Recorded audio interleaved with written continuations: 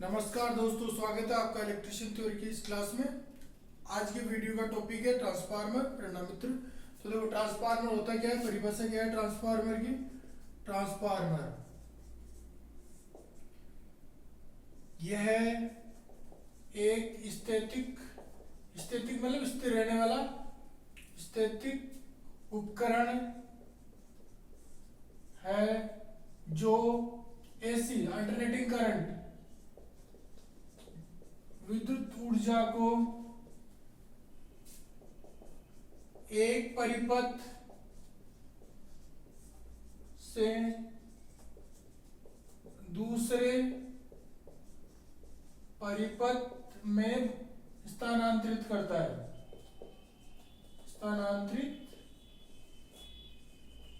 है। उसे ट्रांसफार्मर कहते हैं। ये इसकी साधारण सी परिभाषा है, यानी कि एक कोर पे एक वाइंडिंग, ये दूसरी वाइंडिंग, प्राथमिक वाइंडिंग, सेकेंडरी वाइंडिंग, इसमें इस तरफ आप अल्टरनेटिंग करंट देंगे तो ये इधर स्थानांतरित कर देगा। ये ट्रांसफार्मर कहलाता है। तो देखो इसमें जो वैद्युतिक जो राशियां होती है, ध्यान रखना ये एसी विद्युत ऊर्जा पे ही काम करेगा, डीसी पे नहीं करेगा। तो जो वैद्युतिक राशियां होती है उनमें क्या संबंध रहता है, उसमें सबसे पहले जो इसकी विशेषता है ट्रांसफार्मर की, ये एसी पे ही काम करेगा, एसी विद्युत ऊर्जा पे ही काम करेगा, ये पर कार्य करेगा, डीसी पे नहीं करेगा। ठीक है, डीसी पर कार्य नहीं करता। इसका कारण है एसी अल्टरनेटिंग जो इसकी जो प्रकृति होती है समय के साथ जो बदलना, उसी कारण से इसमें इंडक्शन पैदा होता है। डीसी में इंडक्शन का गुण नहीं होता, इस कारण से अपन डीसी पे काम में नहीं कर सकते। अगर डीसी से जोड़ दोगे तो जो प्राथमिक जो वाइंडिंग होगी, जिस तरफ आप सप्लाई जोड़ोगे, प्राथमिक वाइंडिंग जल जाएगी, प्राथमिक वाइंडिंग जल जाएगी। ठीक है, अगर डीसी में जोड़ोगे तो। ठीक है, अब देखो इसमें देखो सबसे पहले अपन वोल्टेज का अगर अपन रिलेशन देखें दोनों में, दोनों कॉइल प्राथमिक और सेकेंडरी कॉइल में अगर वोल्टेज का रिलेशन देखें तो इसमें ट्रांसफार्मर से अपन क्या कर सकते हैं, वोल्टेज को स्टेप अप स्टेप डाउन कर सकते हैं। स्टेप डाउन, ये इसकी पहली विशेषता है, स्टेप अप स्टेप डाउन कर सकते हैं। किसको, वोल्टेज को। दूसरा अगर अपन बात करें इसमें करंट की, करंट को भी अपन स्टेप अप स्टेप डाउन कर सकते हैं, स्टेप अप स्टेप डाउन कर सकते हैं।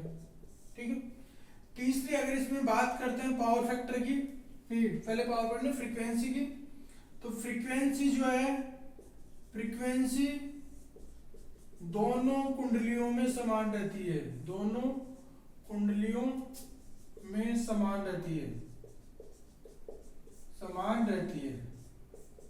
ठीक है, अगली अगर अपन बात करते हैं पावर फैक्टर की, तो इसका जो पावर फैक्टर है हमेशा पश्चिमगामी होता है, लैगिंग पावर फैक्टर होता है इसका। अगर अपन इसमें बात करें, देखो पावर की अगर अपन बात करें, जो प्राथमिक और जो सेकेंडरी में जो पावर है वो कैसी रहती है, जो प्राथमिक में जो पावर होती है, प्राथमिक कुंडली, उसमें जो पावर होती है वो अधिक रहती है, बजाय कि सेकेंडरी में द्वितीयक से कम होती है, द्वितीयक में कम होती है। इसका कारण क्या है, ट्रांसफार्मर लॉस है, लॉसेज है, इस कारण से ये होता है। और इसका जो लॉसेज होता है वो दक्षता जो होती है, इसकी एफिशिएंसी, दक्षता जो होती है वो 97% होती है। जो वैद्युतिक चालित जितने भी उपकरण है उनमें सर्वाधिक दक्षता होती है इसकी, मोटर, जनरेटर, इनमें से सबसे ज्यादा दक्षता किसकी होती है, ट्रांसफार्मर की। तो ये आप इसका स्क्रीनशॉट ले लीजिए, ये इंपॉर्टेंट डाटा है। फिर आगे बढ़ते हैं अपन।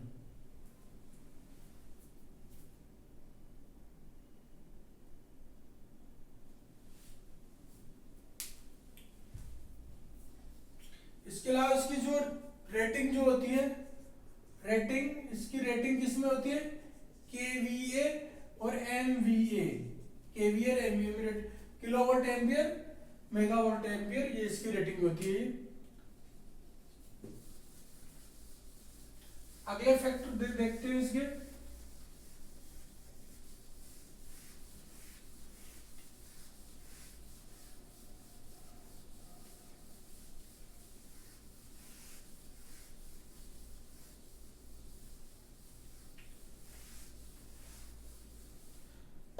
पहली बात है, इसमें जो दोनों कोयले हैं ट्रांसफार्मर की, जो दोनों कुंडलियां हैं, कुंडलियां वैद्युतिक रूप से जुड़ी हुई नहीं होती, वैद्युतीय रूप से जुड़ी नहीं होती है, बल्कि कैसे जुड़ी होती है, चुंबकीय रूप से जुड़ी होती है, चुंबकीय रूप से जुड़ी होती है।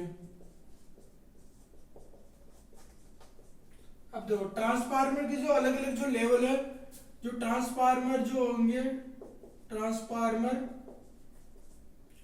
अगर वो ट्रांसमिशन के लिए काम में ले रहे हैं, ट्रांसमिशन यानी विद्युत सप्लाई को एक जगह से दूसरी जगह भेजना, ट्रांसमिशन, उसमें जो ट्रांसफार्मर उसकी जो लेवल होते हैं, वोल्टेज लेवल ट्रांसफार्मर के, ट्रांसमिशन के लिए जो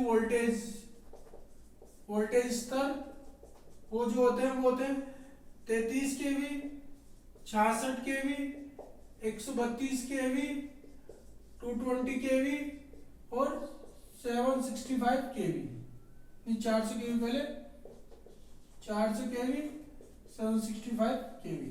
ठीक, ऐसे अगर वो ट्रांसफार्मर अपन डिस्ट्रीब्यूशन के लिए काम में ले रहे हैं, डिस्ट्रीब्यूशन के लिए काम में ले रहे हैं, डिस्ट्रीब्यूशन के लिए, तो वोल्टेज जो स्तर है, वोल्टेज स्तर आपका 33 केवी, 11 केवी और 440 वोल्ट, 230 वोल्ट, ये इसका डिस्ट्रीब्यूशन का स्तर हो जाएगा ये। ठीक है, अब देखो इसकी जो वर्किंग मेथड क्या होती है, ट्रांसफार्मर की क्रियाविधि या ये सिद्धांत, ट्रांसफार्मर किस सिद्धांत पे कार्य करता है, सिद्धांत। ठीक है, इसका सिद्धांत वही विद्युत चुंबकीय प्रेरण का सिद्धांत है, विद्युत चुंबकीय प्रेरण के सिद्धांत पे कार्य करता है। ठीक है, और इस विद्युत चुंबकीय प्रेरण के सिद्धांत का एक रूप है अन्योन्य प्रेरण, अन्योन्य प्रेरण। ठीक, इसी का विद्युत चुंबकीय प्रेरण के सिद्धांत पे काम करता है, इसका विस्तृत रूप है अन्योन्य प्रेरण, म्यूचुअल इंडक्शन, म्यूचुअल इंडक्शन पे काम करता है। म्यूचुअल इंडक्शन क्या होता है ये लिख लो, जब किसी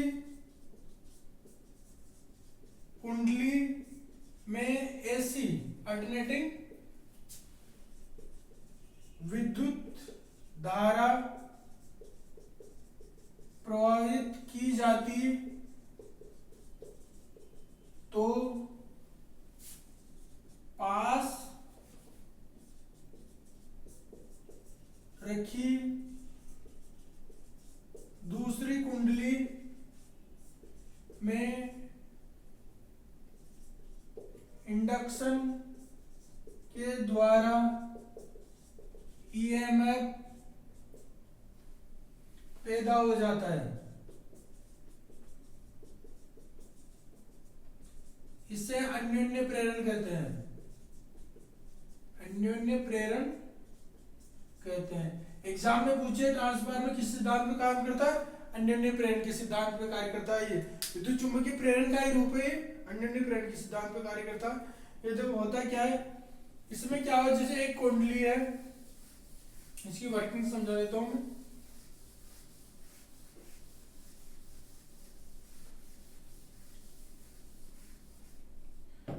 जैसे एक कॉइल है, ये कॉइल को अपन कोर पे स्थापित करेंगे, उस कोर में आप एसी सप्लाई दोगे, तो इसका जो इसमें जो परिवर्तनीय प्रकार का चुंबकीय क्षेत्र पैदा होगा, उसको ये छेदन करेगी, पास में रहेगी दूसरी कुंडली और उसमें भी एसी जनरेट हो जाएगी। वो होगी कितनी, वो अपन इसमें ट्रांसफार्मर समीकरण पढ़ेंगे, उससे पता चलेगा। और इसकी जो कॉइलों की संख्या से अपने को पता चलेगा भाई वो वोल्टेज ज्यादा वाली होगी या कम वाली होगी, वो अगले टॉपिक में अपन पढ़ते हैं। ठीक है, आप इसका स्क्रीनशॉट ले लो। म्यूचुअल इंडक्शन क्या होता है, ट्रांसफार्मर अन्योन्य प्रेरण या म्यूचुअल इंडक्शन पे काम करता है। होता क्या है, एक ट्रांसफार्मर, एक कुंडली में आप एसी प्रवाहित कर रहे हो, तो जो पास में रखी दूसरी कुंडली में भी ईएमएफ जनरेट हो जाता है। वो किस वजह से, इंडक्शन की वजह से। इसके चुंबकीय क्षेत्र को ये छेदन करती है, उससे यही होता है। फैराडे ने सिद्धांत की खोज करी थी इसकी। अब देखो ट्रांसफार्मर की समीकरण, विद्युत वाहक बल समीकरण, इसमें कितना पैदा होगा वो निकालने का जो तरीका होता है। देखो अगला टॉपिक है मोस्ट इंपोर्टेंट है, इससे एग्जाम में क्वेश्चन बनते हैं। ट्रांसफार्मर का विद्युत वाहक बल समीकरण, ठीक है। ये किन किन तीन चीजों पे निर्भर करेगा। एक तो चुंबकीय फ्लक्स पे, चुंबकीय फ्लक्स पे निर्भर करेगा, ठीक है, फाई। दूसरा निर्भर करेगा ये फ्रीक्वेंसी पे, फ्रीक्वेंसी पे निर्भर करेगा। और तीसरा निर्भर करेगा इसमें कुंडली में घेरों की संख्या, कुंडली में टर्न्स कितने हैं, इसको एन से रिप्रेजेंट करेंगे अपन। तो सीधा सा जो ईएमएफ जो जनरेट होगा वो किसके समानुपातिक होगा, चुंबकीय फ्लक्स, फ्रीक्वेंसी और उसके घेरों की संख्या के आधार पर, कोयल की घेरों की संख्या पे, उससे अपना कितना ईएमएफ जनरेट होगा वो निकल के आएगा, ठीक है। अब जो आगे अपन इसका जो आरएमएस मान, एसी में आरएमएस मान लेते हैं। तो आरएमएस मान क्या होता है, देखो पहले बता दूं मैं, form factor, form factor RMS root mean square होता है वर्ग माध्य मूल मान। फॉर्म फैक्टर वो होता है आरएमएस मान, आरएमएस मान बटा औसत मान, औसत मान, ठीक। तो देखो आरएमएस मान होता है 0.707 और औसत मान होता है 0.637, ठीक है। तो इसको इससे डिवाइड करेंगे 1.1 आएगा, फॉर्म फैक्टर क्या है 1.1, ठीक है। तो देखो अगर आपने को इसको आरएमएस मान निकालना है, आरएमएस मान निकालना है, तो आरएमएस मान बराबर क्या हो जाएगा, form factor, form factor multiply औसत मान, ये होगा ना औसत मान, ठीक है। तो फॉर्म फैक्टर कितना हो जाएगा 1.11 और औसत मान क्या हो जाएगा 4, क्योंकि इसमें क्या होगा, जो आपकी जो एसी होगी, अल्टरनेटिंग करंट होगी, वो आपकी शून्य से स्टार्ट होगी, जब एक साइकिल पूरी करेगी तो उसमें क्या होगी, 2 बार तो शून्य पे रहेगी वो और 2 बार अधिकतम में रहेगी। तो इसका 4 बार जो इसका मान है 4 बार बदल रहा है, औसत मान के रूप में 4 को लेंगे। तो जो ई होगी, ई आरएमएस होगी, आरएमएस अब ई नहीं है, ई आरएमएस क्या होगी, ये 4 मल्टीप्लाई 1.11 औसत मान को आरएमएस मान में बदलने के लिए, और ये 5FN है ये, ठीक है। अब तो ये कितना हो जाएगा 4.445FN, ठीक। अगर आपकी ये प्राइमरी कुंडली है तो ये इसको मैं E1 ले लेता हूं, तो यहाँ टर्न्स की संख्या 1 हो जाएगी। ऐसे सेकेंडरी में है तो उसको 2 ले लेता हूं, तो कितना हो जाएगा 4.445F2, ठीक है। अब देखो आगे अपन इन दोनों में अगर अपन रेशियो निकाले, सेकेंडरी और प्राथमिक का जो रेशियो निकाले, तो उससे आपका ट्रांसफॉर्मेशन रेशियो निकल के आएगा। तो देखो आगे ट्रांसफॉर्मेशन रेशियो क्या होता है, आप इसका स्क्रीनशॉट ले सकते हो, मोस्ट इंपोर्टेंट डाटा है, एग्जाम में पूछा जाता है। ट्रांसफॉर्मेशन समीकरण क्या होती है, तो ये होती है ये, ठीक है। आई कैसे, मैंने ये चीज सारी एक्सप्लेन कर दी। अब देखो आगे ट्रांसफॉर्मेशन रेशियो, ठीक है। ये क्या होता है, आपके जो सेकेंडरी जो कॉइल है, तृतीय कुंडली का जो ईएमएफ है बटा जो प्राथमिक कुंडली का जो ईएमएफ है, प्राथमिक कुंडली का ईएमएफ, इनमें जो संबंध रहता है वो ट्रांसफॉर्मेशन रेशियो होता है। देखो अब देखो इनको, ये इक्वेशन 1 है, इक्वेशन 2 है, तो मैं 2 को 1 से डिवाइड कर रहा हूं, तो क्या होगा E2 बराबर 4.445FN2। ऐसे इसको डिवाइड करूंगा, E2 अलग अलग लिख लो इनको, बराबर बराबर बराबर 4.445FN1। तो देखो इसमें ये वाली सेम चीज है तो कट जाएगी, तो E2 बराबर ये क्या हो जाएगा, ट्रांसफॉर्मेशन रेशियो क्या हो जाएगा, E2/E1 बराबर N2/N1, जो कि आपके ट्रांसफॉर्मेशन रेशियो के बराबर होती है ये, ठीक। यानी सीधी सी बात है, इसमें जो ईएमएफ जो जनरेट हो रहा है वो किस पर निर्भर कर रहा है, आपकी घेरों की संख्या के आधार पे। इसका मतलब ये हो रहा है, अब अगर आप घेरों की संख्या बढ़ा रहे हो, प्राथमिक से सेकेंडरी में अगर बढ़ा रहे हो तो स्टेप अप हो जाएगा, और घटा रहे हो तो स्टेप डाउन हो जाएगा। ये आपका ट्रांसफार्मर। अब देखो आगे अपन इसमें आगे और चीजों में अपन रिलेशन इसमें सेट कर सकते हैं। जैसे करंट का जो रिलेशन होगा वो क्या रहेगा, E2 E1 N2 N1। इसके न्यूमेरिकल क्वेश्चन भी बनेंगे। इसमें देखो चार चीजें, तीन चीज दे दी जाएगी, एक चीज पूछ ली जाएगी। जो करंट का जो रिलेशन होगा वो उल्टा होगा, ठीक है। और इसके अलावा जो इनका इम्पीडेंस है, वो इम्पीडेंस तो उसी अनुपात में रहेगा, 2 ऊपर रहेगा 1 नीचे रहेगा। ये आपकी विस्तृत रूप से आपकी ट्रांसफॉर्मेशन रेशियो की है। इसमें आपकी क्या होता है, कंपेयर कर रहे हैं ये। अगर आप कभी इनमें आपस में संबंध पूछ सकता है, कभी इनमें पूछ सकता है, कभी इनमें पूछ सकता है। जेड क्या इम्पीडेंस है, ये इम्पीडेंस। ऐसी जो करंट होती है ऐसी में आपका प्रतिरोध नहीं लेके प्रतिरोध की जगह इम्पीडेंस लेते हैं, इम्पीडेंस प्रतिबाधा, जेड प्रतिबाधा लेते हैं, प्रतिरोध की जगह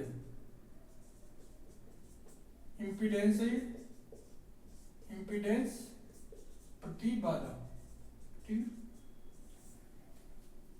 तो देखो आज की वीडियो में इतना ही। अगले वीडियो में ट्रांसफार्मर के पार्ट्स के बारे में पढ़ेंगे। तब तक के लिए धन्यवाद।